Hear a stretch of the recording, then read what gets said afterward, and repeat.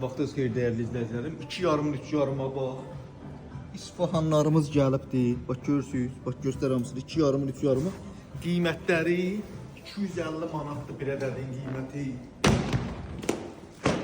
Hal-hazırda ünvanda qalanları sizlərə təqdim edirəm. Bax o mavi rəngdir. Krem rəngləndir.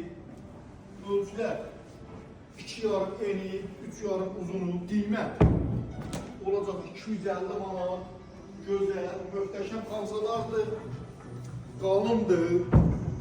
Bax, həm qalın, həm yumuşaq, həm keyfiyyətli. Bax, ki görürsünüz qalınlığını, çox gözəldir, çox şahanədir. Hal-hazırda bu modellərdən olanları sizlərə təqdim edirəm, geri qalan olur. Şükür ki, bundan qabaq paylaşdıqlarımın çoxu satılıbdır, qalan bunlar. 2,5 eni, 3,5 uzunu, qiymət 250 manat. Bəyənin, paylaşın, səhviyyə dəstək olun. Gözəlliyə bax, gəz, bax, tərtəmiz, çiçək kimi salsaları buradan əldə edirsiniz. Buyurun.